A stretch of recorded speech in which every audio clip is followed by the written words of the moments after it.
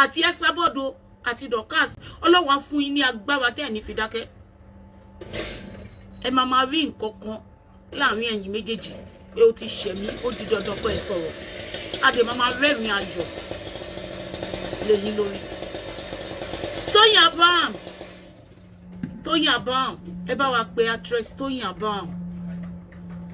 Abraham mo fi Ọlọ́run bẹ̀ gbogbo ohun tó ń dùn nínú ayé ẹ ni mo fi bẹ̀ gbogbo ohun tó ń dùn mọ́ ẹ lọ́wọ́ ni mo fi bẹ̀ mo wá fi orí ìyá ẹ bẹ̀ Tóyìn Abraham má jẹ́ kán fi ìwọ àti Ìyábọ̀ Òjó má jẹ́ kán fi gbára yín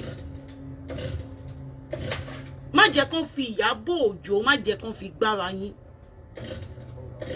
Let me tell you one thing in life.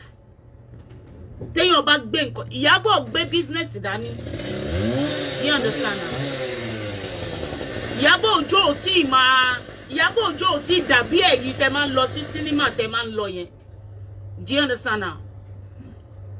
Mo dẹ̀ mọ̀ yí pé Ìyábọ̀ Òjó mú ẹ dání dáadáa. Má gbọ́ nǹkan tí Esabod ń sọ. Ó fọlọ́run bẹ̀. Ọlọ́run ni mo fi bẹ̀ Tóyìn Abraham. Ìwọ àti Ìyábọ̀ Òjó ti yẹ ń sìn. Ṣó ti rí ẹ̀dá tó bá wà nílé ayé tó bá ní gbogbo ẹni tó bá ti súnmọ́ òun gbọ́dọ̀ balẹ̀ ayé wọn jẹ́. Ẹ sá fún wọ ẹ̀dá bẹ́ẹ̀. Ẹ sá fún. I'm telling you.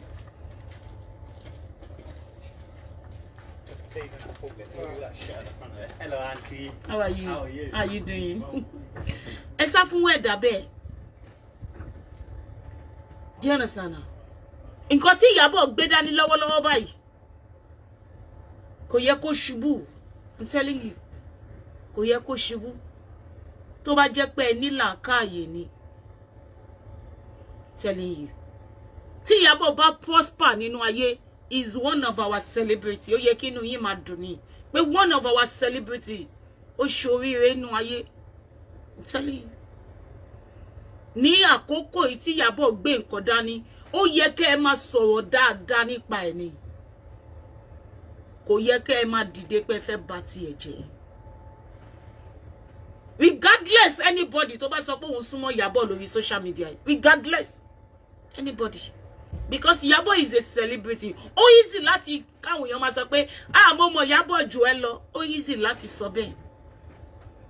Ó dẹ̀ jẹ́ pé kò rí bẹ́ẹ̀ gangan ní real life. Ṣùgbọ́n Ìyábọ̀ ò ní bọ́ta láti wá debunk ẹ̀. Nítorí pé kò fẹ́ ṣe léyìí, kò dẹ̀ tún fẹ́ ṣe léyìí, kò dẹ̀ tún fẹ́ ṣe léyìí, kò dẹ̀ tún fẹ́ ṣàwọn èèyàn tó wà nínú ayé. Nítorí pé celebrity ni everybody ló ní Ìyábọ̀ Òjó. Nǹkan tí kò yé yín nìyẹn. Celebrity ni public figure. It belong to everybody. Nǹkan tó bá mú èmi wo fíìmù Ìyábọ̀ tó mú wọ wo fíìmù kí gbogbo àgbáyé wo fíìmù ẹ̀ ṣe wípé ó belong to everybody.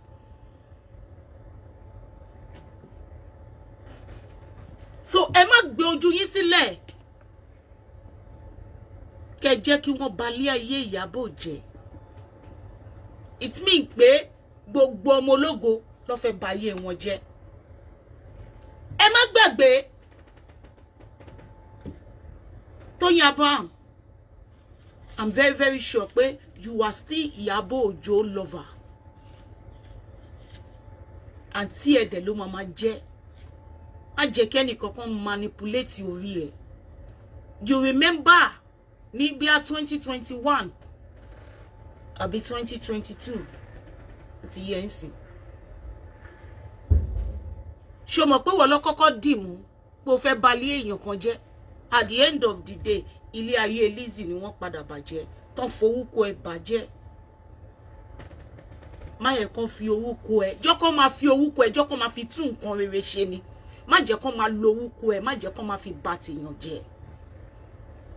Ẹni tó bá lo orúkọ ẹ lẹ́ni tó fi bà tèèyàn jẹ́, ìwọ náà jókòó. Nǹkan tá a sọ fún yín nígbà yẹn nìyẹn. Gbẹgbẹ tó ṣe lo orúkọ yìí tó fi ń bà ti àwọn Lizzy jẹ́, wọ́n sì máa lo orúkọ kan nínú yín láti fi bà kan nínú yín jẹ́ náà. Ṣùgbọ́n àwo ò ní la ojú wa sílẹ̀ ká gbà, àní gbà láyè. Lórí platform yìí ni o, àní gbà láyè. Pé nǹkan tẹ́ ṣe fún Lizzy kẹ́lòmíì tún jẹ́wọ́ ẹ̀, ó ti orí Lizzy lẹ máa ti stop, orí Lizzy lẹ máa ti stop. Tẹ́ bá ti rẹ́ni tó ń ṣoríire, tẹ́ bá ti lè dá sí oríire ẹ má tún bàjẹ́. Ẹni tó bá ti ṣoríire ẹ má tún bàjẹ́. Tó wà pẹ̀lú ẹ̀ lábẹ́ gbogbo wọn lẹ fẹ́ kó bàjẹ́ fún yẹn. Tẹ́ bá fẹ́ kó ṣubú ẹ mọ ọ̀pọ̀lọpọ̀ àwọn èèyàn tó ń fún lóúnjẹ jẹ. Gbogbo wọn lẹ fẹ́ kó ṣubú, ẹ understand. Bí pé ẹ fẹ́ mú odindi ẹni tó bẹ́ẹ̀ ṣe máa ṣe sọ́nà, ẹni tó máa ń fúnyàn jẹ lóúnjẹ nínú ilé, as in ẹni tó jẹ́ pé that is ẹni tó jẹ́ pé nínú family ẹ̀ ń sìn, ẹni tó máa ń fún gbogbo yín lówó oúnjẹ lélẹ̀, ẹ jẹ́ sọ pé kẹ́ni tó ń kú, gbogbo wọn ló wà nínú ilé yẹn ló máa kú, torí ebi máa bẹ̀rẹ̀ sí ní pa gbogbo wọn. Ebi máa bẹ̀rẹ̀ sí ní pa wọ́n. Gbogbo àwọn tó ń rí jẹ nínú ilé yẹn wọn ní wá ní rí jẹ mọ́. Gbogbo wọn máa di oníbàárà. Ẹ mọ ìṣẹ̀dá àwọn ènìyàn tẹ́ fẹ́ sọ di atọrọjẹ. Bẹ́ẹ̀ kọ́ ló ṣe máa ń ṣe ilé ayé. Ẹ̀yin ò ṣe jẹ́ ká máa rí àwọn èèyàn tẹ́ ti gbé sókè. Ó ṣe jẹ́ àwọn èèyàn tẹ́ máa ṣubú. Ṣé mi ṣe sọ pé destruction, we are two powerless persons. We are not meant together. Ti yẹn sí. Tí mi bá ti fẹ́ kó ṣubú, mi ò lè ṣubú. Mi kí anybody tó sọ pé wọ́n blog yẹ o. Kí ni blogging ayé o ní 2026? Ẹ ṣe ń gbọ́ pé wọ́n blog yìí ní 2026. Nǹkan táyé ti gbọ́ tó ti sún wọn. Nǹkan tó ti ṣẹlẹ̀ láti 2023. Tẹ́yìn kankan wá ṣẹ̀ṣẹ̀ wá sọ pé òun sì ní nínú òun tóun fẹ́ blog. Ẹ bá mi sọ fún pé kí ló tún kù tí ó sọ. Kí ló tún kù tí ó sọ. Ẹni tá a bẹ́ lórí tó ń ṣẹnu wúyẹ́. Kí ló tún kù tí ó sọ.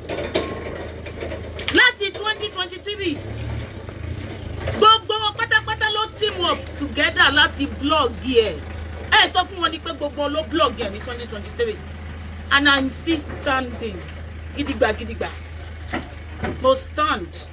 Lọ́jọ́ tèmi gbogbo wọn dà, gbogbo wọn tó blog ẹ pátápátá wọ́n ti fi ọwọ́ ara wọn balẹ̀ ara wọn jẹ́ ní 2026.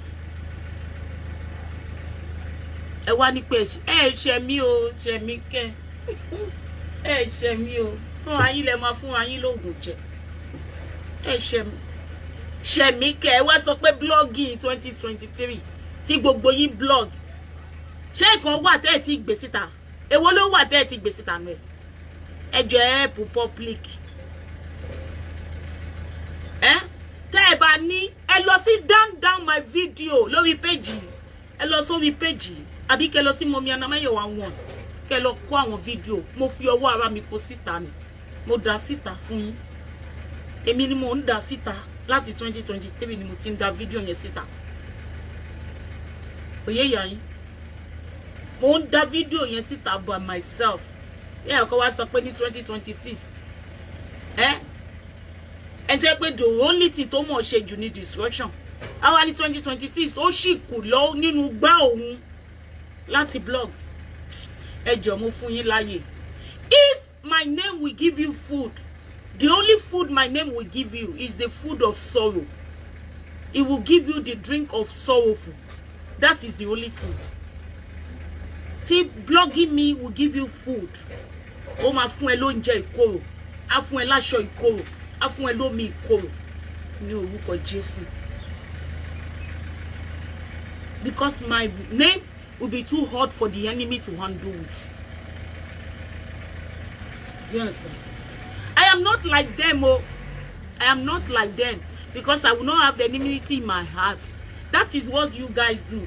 You have enmity in your heart. But I will not have enmity in my heart because I want the Lord to deal with you.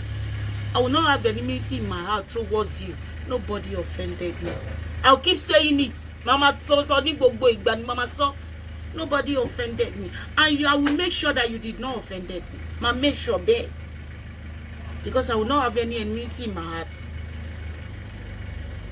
But for me, láti wá sórí social media, láti wá dwell in the past. No. I let go and I have let go. But for you to be on social media, láti sọ yí pé ẹnìkan ló fẹ́ balẹ̀ ayé ẹ̀ jẹ́, kíní kan ló fẹ́ balẹ̀ ayé, you are only destroying yourself. Do you understand?